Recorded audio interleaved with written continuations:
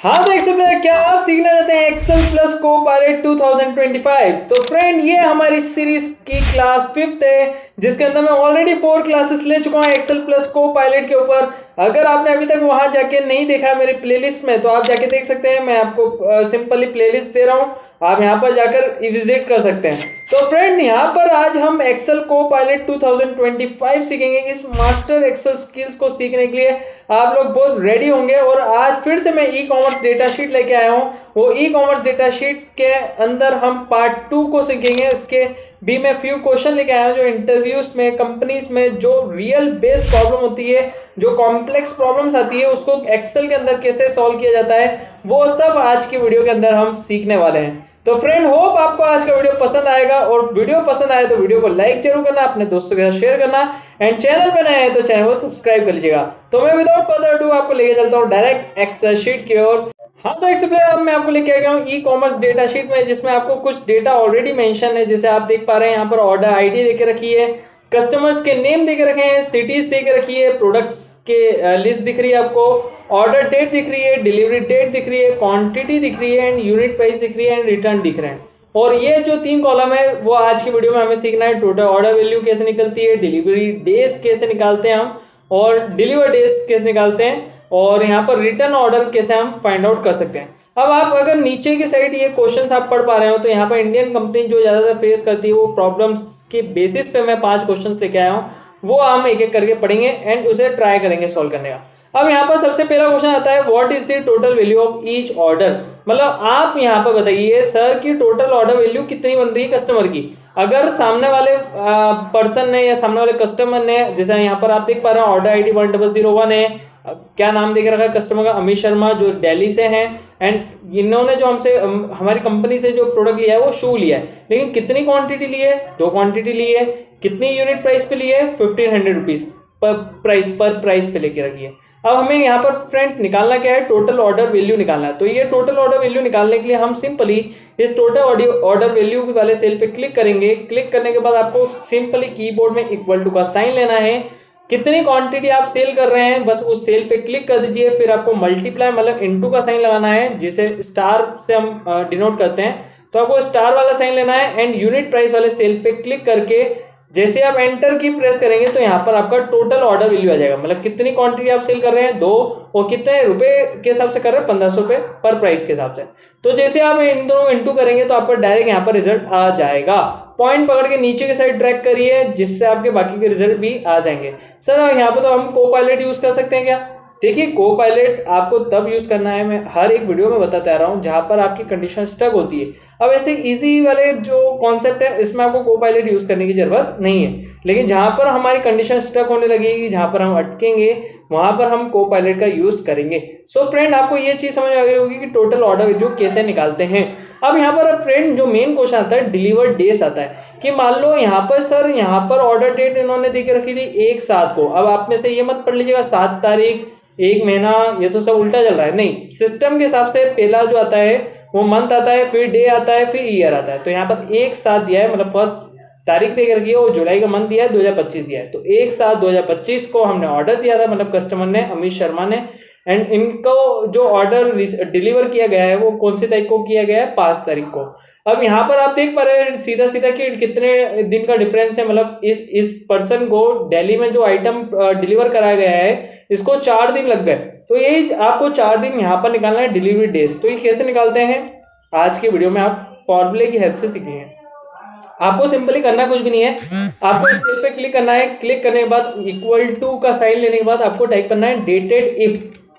अभी sir dated if क्या है, ये काम करेगा हमारा डेट को, डेज को फाइंड आउट करने के लिए, डे कितने डेज उसे लगे। तो हम यहाँ पर टाइप करेंगे डेटेड इफ, शिफ्ट 9 से ब्रैकेट ओपन कर लीजिएगा फ्रेंड्स। ओपन करने के बाद आपको सिंपली करना कुछ भी नहीं है, फर्स्ट आपको यहाँ पर ऑर्डर डेट लेना है। ऑर्डर डेट लेने के बाद आपको कॉमा का साइन लेना है, फिर आपको डिलीवरी डेट लेनी है, फिर आपको कॉमा का साइन देना है, एंड डबल इन्वर्टेड में आपको टाइप करना है डी, क्योंकि आपको क्या निकालना है फ्रेंड्स, डेज फाइंड आउट करना है। तो हमने बताया ये हमारा ऑर्डर डेट है, ये हमारा डिलीवरी डेट है, और हमें यहाँ पर डेज फाइंड आउट करके दो। तो डेज के लिए हमने यहाँ पर डी लिया डबल इन्वर्टेड के अंदर, शिफ्ट डबल इन्वर्टेड से मैं क्लोज कर दूंगा ब्रैकेट, शिफ्ट 0 से मैं क्लोज कर दूंगा, और जैसे मैं एंटर करूंगा आप देख पा रहे हैं यहाँ पर 4 डेज आ गया है। अब पॉइंट पकड़ के मैं नीचे की साइड अगर ड्रैग करता हूं तो सभी के डेज आपको ऑटोमेटिकली इजीली मिल जाएंगे। तो आप यहाँ पर देख पा रहे हैं इस वाले आइटम को डिलीवर होने में, जैसे जो प्रिया मेहरा का जो आइटम है उसे 3 दिन लग गए, ऐसे विकास गुप्ता के डिलीवरी को आइटम्स को डिलीवर करने में 7 दिन लग गए, ऐसे नेहा जी को जो आइटम रिसीव हुआ है वो 8 दिन बाद हुआ है। तो ये आप फाइंड आउट कर सकते हो, डिलीवरी डेज को फाइंड आउट कर सकते हो कब कस्टमर का प्रोडक्ट को डिलीवर कराया जा रहा है। तो आपको ये चीज क्लियर हो गई होगी। अब यहाँ पर सर रिटर्न ऑर्डर क्या है, तो रिटर्न ऑर्डर मतलब कितने ऑर्डर ऐसे हैं जो वापस रिटर्न आ गए हैं, वो अगर हमें फाइंड आउट करना है तो हम कैसे फाइंड आउट करेंगे। तो रिटर्न ऑर्डर फाइंड आउट करने के लिए पहले तो हमने यहाँ पर 2 क्वेश्चन समझे, टोटल ऑर्डर वैल्यू निकालना सीखा, डिलीवर डेज निकाला। अब थर्ड क्वेश्चन आप पढ़िए, विच ऑर्डर वर रिटर्न, मतलब कौन सा ऑर्डर यहाँ पर हमारा क्या हुआ है, रिटर्न हो गया है। मतलब ये जितने भी कस्टमर्स हमें जो ऑर्डर देते हैं उन कस्टमर्स ने हमें ऐसे कितने आइटम है जो हमें वापस रिटर्न कर दिया है, तो हमें यहाँ पर फाइंड आउट निकाल करने हैं विच ऑर्डर वर रिटर्न, तो कौन सा ऑर्डर रिटर्न हुआ। अब यहाँ पर आप क्या कर सकते हैं, सिंपली जब भी ऑर्डर रिटर्न की बात आती है तो आप सिंपली इसे सिलेक्ट कर सकते हैं। सिलेक्ट करने के बाद आप यहाँ पर सबसे पहले टेबल में कन्वर्ट कर सकते हैं। टेबल कन्वर्ट करने की शॉर्टकट की होती है Ctrl+T। मैं यहाँ से डायरेक्ट कर रहा हूँ, अभी इंसर्ट पे जाकर टेबल पे क्लिक करके इसे टेबल में कन्वर्ट कर रहा हूँ। आपको my table as a header पे टिक करके ओके करना है। जैसे आप ओके करेंगे तो यहाँ पर आपको एक फिल्टर का ऑप्शन दिखेगा, आप इस फिल्टर वाले ऑप्शन पे जाएंगे, रिटर्न वाले फिल्टर पे क्लिक करेंगे एंड यहाँ पर सर्च में आपको टाइप करना है यस, मतलब ऐसे ऑर्डर जो रिटर्न हो गए। अप्लाई पे जैसे आप क्लिक करेंगे तो आप देख पा रहे हैं 2 कस्टमर्स ने आइटम को रिटर्न करा है, एक लैपटॉप है और एक टेलीविजन है। तो आप यहाँ पर देख पा रहे हैं कि कितने ऑर्डर यहाँ पर रिटर्न हो गए हैं, यहाँ पर टोटल 2 आइटम रिटर्न हो गए हैं। अगर मान लीजिए इसकी जगह आपको यहाँ पर फाइंड आउट करना है कि सर इसे अगर काउंट करना है तो कैसे करेंगे, तो यहाँ पर आप काउंट भी कर सकते हो, इक्वल टू काउंट वाला फॉर्मूला अप्लाई करके आप काउंट टाइप करिए, शिफ्ट 9 से ब्रैकेट ओपन करिए, दोनों को सिलेक्ट करिए एंड जैसे आप एंटर करते हैं तो ये आपको काउंट करके देगा कि कितने आइटम आपके यहाँ पर रिटर्न हुए। तो आप यहाँ काउंट का फॉर्मूला अप्लाई कर सकते हैं। एंड एक और स्टेप और होती है, जैसे अगर आपको इस फिल्टर को हटाना है तो आप इसी रिटर्न वाले फिल्टर पे जाएंगे और यहाँ से कर देंगे क्लियर फिल्टर फ्रॉम रिटर्न, तो इससे आपका फिल्टर वापस पहले जैसा हो जाएगा फ्रेंड्स। इसके बाद अगर मान लो आपको कोई फॉर्मूले की हेल्प से निकालना है तो आप एक फॉर्मूला और लगा सकते हैं, उस फॉर्मूले का नाम है इक्वल टू काउंट इफ, मतलब हमें काउंट करना है कितने आइटम रिटर्न हुए हैं। ब्रैकेट ओपन करने के लिए आप टैप की दीजिए, आप रेंज को सिलेक्ट करिए, रिटर्न वाले जितने भी देके रखी है, कॉमा का साइन लीजिए, फिर डबल इन्वर्टेड में बताइए यस, मतलब ऐसे आइटम जो रिटर्न हुए हैं कस्टमर द्वारा। और जैसे आप शिफ्ट 0 से ब्रैकेट क्लोज करके एंटर करेंगे तो आपको ये बता देगा कितने आइटम रिटर्न हुए हैं। आप देख पा रहे हैं यहाँ पर जो शू वाला जो प्रोडक्ट है वो 2 आइटम रिटर्न हुआ है। यहाँ जो भी आप देखना चाहते हैं आप यहाँ पर पता कर सकते हैं। ये फॉर्मूले का नाम है count if. Count if count करने का काम करता है जो आइटम यहाँ पर आपके रिटर्न हुआ है। तो ये भी आप एक तरीका है, आप लगा सकते हैं। तो ये भी आपको चीज समझ में आ गई होगी। अब नेक्स्ट जो आता है friend, what percentage of order were return, मतलब इनमें से कितने परसेंटेज ऑफ आइटम्स जो है वो रिटर्न हो रहे हैं। तो ये हम आगे समझेंगे आने वाली वीडियोस में। अब इसके आगे हम करते हैं which city has the highest return, मतलब कौन सी सिटी से जो आइटम है वो ज्यादातर रिटर्न हो रहे हैं। तो ये भी आप निकाल सकते हैं। जैसे अगर मान लो आपको पाइवट टेबल बनानी है, जैसे आपको पाइवट टेबल फाइंड आउट करनी है, ऐसी कंडीशन में हम पाइवट टेबल का भी यूज कर सकते हैं। अब फॉर एग्जांपल आपको यहाँ पर ई कॉमर्स वाले डेटा में जाना है सबसे पहले। अब ई कॉमर्स वाले डेटा में हमसे क्वेश्चन क्या पूछा गया, which city has the highest return, मतलब कौन सी सिटी ने सबसे ज्यादा रिटर्न किया है। तो यहाँ पर आपको क्या करना है, ऐसी कंडीशन में आप पाइवट टेबल का यूज कर सकते हैं। पाइवट टेबल एक सिस्टमेटिक डेटा एनालिसिस टूल होता है जो आपको डेटा को एनालिसिस करके देता है। जैसे मैंने ऑलरेडी यहाँ पर बना के रखी है, जैसे रिटर्न यस, और यहाँ पर आप देख पा रहे हैं बेंगलोर सिटी से रिटर्न हुआ है एक आइटम और कोलकाता सिटी से 2 आइटम रिटर्न हुए हैं।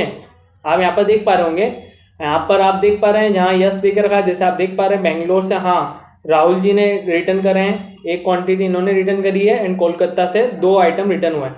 आप यहाँ पर देख पा रहे हैं हाईएस्ट रिटर्न कितना है, कोलकाता का 2 है। अभी बनाते कैसे हैं ये मैं आपको सिखा देता हूँ। इसे हम सिलेक्ट करके डिलीट कर लेते हैं। अब देखिए पाइवट टेबल एनालिसिस कैसे करते हैं ये आपको समझना बहुत जरूरी है, तो इसे आप ध्यान से समझिएगा। ई कॉमर्स वाले डेटा में आ जाइएगा फ्रेंड्स। ई कॉमर्स वाले डेटा में आने के बाद आपको सिंपली कुछ भी करना है, इंसर्ट टैब पे जाना है। यहाँ पर पाइवट टेबल का पहला आपको ऑप्शन मिलेगा, उस पर क्लिक कर दो।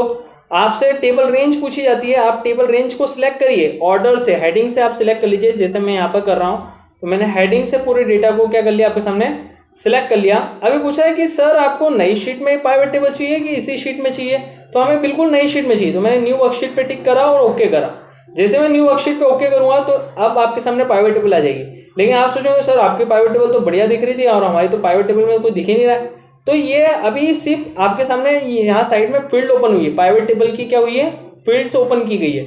अब इस फील्ड को आपको अरेंज भी करना है। फॉर एग्जाम्पल अब मुझे सिटी वाइज चेक करना है। जो भी चीज चेक करनी होती है वो आप फिल्टर में रखते हैं। जैसे मान लो मुझे सिटी वाइज चेक करना है तो मैं सिटी को फिल्टर में रख देता हूँ।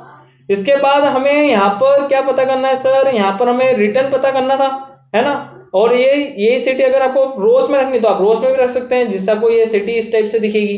तो आपके हिसाब से आप आपकी कंडीशन सेट कर सकते हो। यहाँ पर भी आप रख सकते हो जब आपको सर्च करना होता है, और रोज में रखते हैं तो आपको इस टाइप से नीचे की साइड डेटा दिखता है। तो अभी मैं रोज में रख रहा हूँ क्योंकि मुझे सारी सिटीज को देखना है। फिर सेकंड चीज जो मुझे करनी है, यहाँ पर मुझे रिटर्न ऑर्डर चेक करना है। तो यहाँ पर मैं रिटर्न ऑर्डर को वैल्यूज में उठा के रख देता हूँ।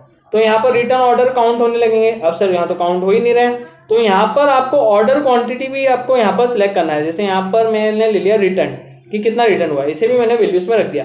तो अब आप देख पा रहे हैं यहाँ पर रिटर्न वैल्यूज भी आ रही है। और यहाँ पर अगर आप जैसे हमारी पुरानी वाली पाइवट टेबल की बात करें, मैं कंट्रोल Z कर रहा हूँ ताकि आपको मैं एक्सप्लेन कर सकूँ एक एक चीजें अच्छे से स्टेप बाय स्टेप। अब यहाँ पर आप देख सकते हैं सबसे पहले जो ऊपर की साइड देख रखा है फिल्टर में, वो रिटर्न देख रखा है। तो ऐसे अगर आप कोई नई पाइवट टेबल बना रहे हैं तो सबसे पहले आप रिटर्न वाला जो टैब है आप यहाँ पर फिल्टर पे उठा के रख सकते हैं। आपको जो सिटीज के नेम है वो कहाँ पर रखने हैं, रोज में रखने हैं। एंड सम ऑफ क्वांटिटी, मतलब जितनी भी क्वांटिटी रिटर्न की गई है वो आपको कहाँ पर रखना है, वैल्यूज में रखना है। तो ये आप जैसे ही इसे उठा के यहाँ से रख देंगे, ये सारी हेडिंग्स दिख रही है जो हमने यहाँ पर टाइप करी थी ई कॉमर्स डेटा शीट में, तो वही हेडिंग्स आपको यहाँ पर पाइवट टेबल के तौर पे दिख रही है। तो आप इसे उठा के जैसे आप अरेंज कर देंगे तो आपका डेटा कुछ इस टाइप से दिखेगा। और यहाँ पर जैसे आप फिल्टर वाले ऑप्शन पे क्लिक करते हैं तो आप यहाँ से फिल्टर भी कर पाएंगे। जैसे अगर मान लो मुझे इनमें से ये चेक करना है कि ऐसे कौन से कितने कस्टमर जिन्होंने रिटर्न नहीं करा है, तो नो करके अप्लाई करूंगा तो आप देख पा रहे हैं चेन्नई, दिल्ली और मुंबई, यहाँ पर हमारा आइटम अच्छे से सक्सेसफुली डिलीवर हो गया है। लेकिन अगर मैं यस की बात करूं तो यहाँ पर नो पे से टिक हटाया मैंने। तो यहाँ पर आप देख पा रहे हैं दो आइटम जो है, दो सिटी है बेंगलोर और कोलकाता, यहाँ पर अभी तक आइटम डिलीवर नहीं हुआ है। और यहाँ पर आप देख पा रहे हैं यहाँ पर ऑर्डर रिजेक्ट हो गया है। यहाँ पर आप रिटर्न ऑर्डर देख पा रहे हैं। एंड प्लस कोलकाता में सबसे ज्यादा रिटर्न किया गया है, मतलब कोलकाता में हमारी 2 क्वांटिटी का लॉस हुआ है। तो इस टाइप से आप क्या कर सकते हैं, ई कॉमर्स डेटा शीट बना के आप इजीली फाइंड आउट कर सकते हैं। एंड आज जो मैं आपको को पायलट का जो टास्क दे रहा हूँ, ये मैं आपके लिए होमवर्क दे रहा हूँ। आप लोग ये को पायलट वाला टास्क पूरा करेंगे। आप इसे ट्राई करेंगे आपके कंप्यूटर पे कि आप को पायलट की हेल्प से निकाल पा रहे हैं कि नहीं ये सब चीज़ें इजीली। तो ये मैं आपके लिए टास्क दे रहा हूँ आज की वीडियो में, क्योंकि आपने 4 वीडियो अगर देखी है तो आप ये वाली भी ट्राई कर सकते हैं। नेक्स्ट वीडियो में मैं आपको बताऊंगा कि को पायलट से इसे कैसे निकालना है सिस्टमेटिक तरीके से। लेकिन आज के लिए ये चीज़ आपके लिए होमवर्क रहेगी, ये आपका सरप्राइज है। तो हो फ्रेंड, आज की वीडियो आपको पसंद आई होगी। वीडियो पसंद आई है तो वीडियो को लाइक कर दीजिए एंड चैनल पर नए चैनल को सब्सक्राइब कर दीजिए। फिर मुलाकात होगी एक और नई वीडियो में, तब तक के लिए जय हिंद, जय भारत दोस्तों।